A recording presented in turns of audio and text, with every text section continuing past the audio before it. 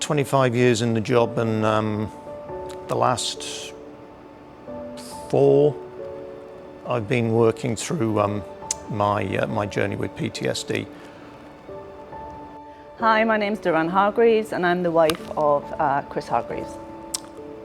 I had an addiction issue. I was alcoholic, drinking way too much, and that was I guess my way of coping, of masking all the problems that came with the job and the PTSD. First of all, personally for me, I was ecstatic that he was getting help. I knew that he needed help.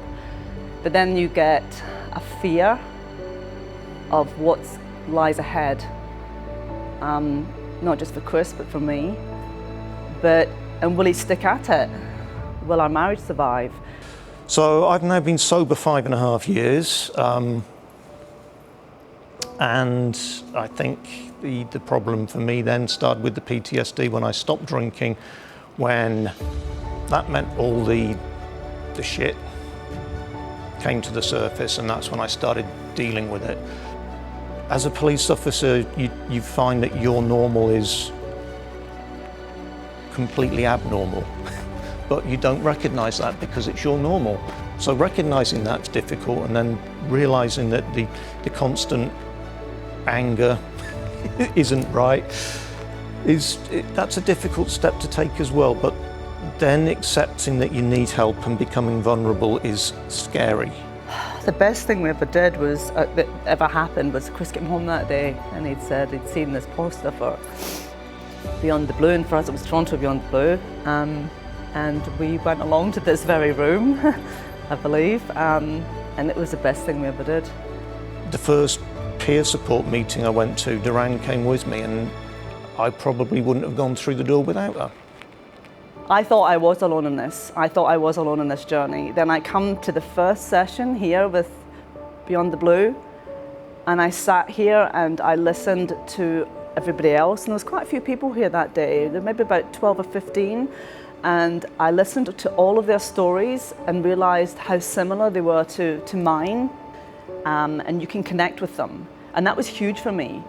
The realization that you're not alone in this journey is huge, and it actually goes a long way into helping you recover.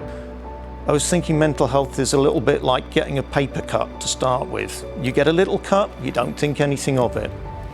You get thousands of little cuts, next thing you know you've got septicemia and you're dead if you don't treat it.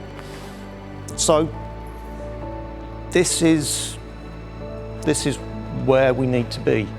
We need to have people getting treatment when they get the first little cut, recognizing that the cut won't heal on its own for certain stuff, and just making things better bit by bit. To watch that journey and be part of that journey and be where we are now 5 years later, I didn't think we would get here, but we are, and I'm really proud of him.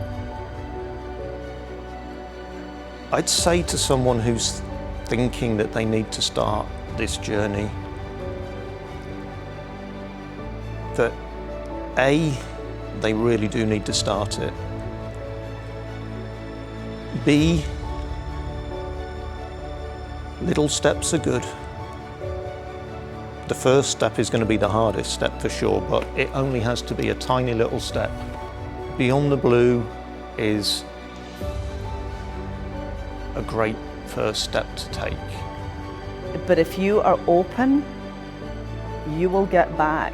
I never thought I'd be here now. I never thought I'd be sitting here talking to people about our journey and our recovery. But it's because of Toronto Beyond the Blue. It's because of Beyond the Blue that I am sitting here and that I am in this place where I'm able to talk about it now.